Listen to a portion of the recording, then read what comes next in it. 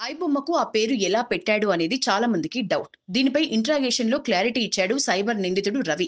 ఐబొమ్మ అంటే ఇంటర్నెట్ బొమ్మ అని అనుకుని తాను ఆ పేరు పెట్టినట్లు రవి పోలీసులకు తెలిపాడు. కస్టడీలో ఆసక్తికరమైన విషయాల్ని బయటపెట్టాడు. శనివారంతోనే రవికి 3 రోజుల పోలీస్ కస్టడీ ముగిసింది. కస్టడీ ముగియటంతో పోలీసులు కోర్టులో హాజరుపరిచి నాంపల్లి కోర్టు నుంచి చంచల్గూడకు తరలించారు. తాను విశాఖపట్నంలో చదువుకుంటున్న రోజుల్లో సినిమాను బొమ్మగా పిలిచేవాళ్లమని, ఆ పదాన్నే తాను వెబ్‌సైట్‌కి వినియోగించానని ఐబొమ్మ రవి తెలిపాడు. ఈ పేరు త్వరగా ప్రజలకు, ముఖ్యంగా యూత్ ని ఆకర్షించడంతో ఎక్కువ మంది యూజర్లు కనెక్ట్ అయ్యారని తెలిపాడు. మరికొన్ని కీలకమైన విషయాల్ని తెలిపాడని పోలీసులు వెల్లడించారు.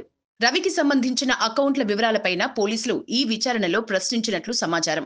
బ్యాంకు లావాదేవీల విషయంలోనూ రవి స్పష్టమైన సమాచారం ఇచ్చినట్లు తెలుస్తోంది. అకౌంట్ వివరాలు అడిగితే తనకు తెలియదు, గుర్తులేదు, మర్చిపోయా అని మాత్రమే చెప్పాడని తెలిపారు.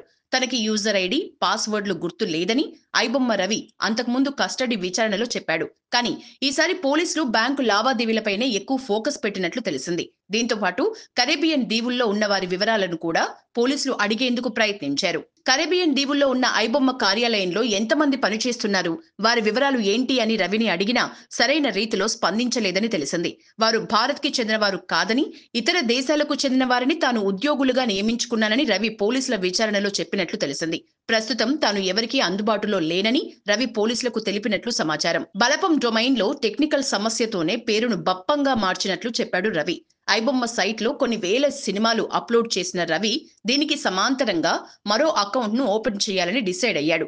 మరొక వెబ్సైట్ బలపం అని పేరు పెట్టాలనుకున్నాడు. కానీ డొమైన్లో ఎల్ అక్షరంతో టెక్నికల్ సమస్యతో ఇబ్బంది రావడంతో బప్పంగా ఆ వెబ్సైట్ని పేరు పెట్టానని రవి విచారణలో తెలిపాడు. ఐబొమ్మలో ఉన్న అన్ని సినిమాల్ని బప్పంలో కూడా అప్లోడ్ చేశాడు. ఇక మీదట పైరసీ జోలికి పోనని పోలీసులకు విచారణలో తెలిపాడు.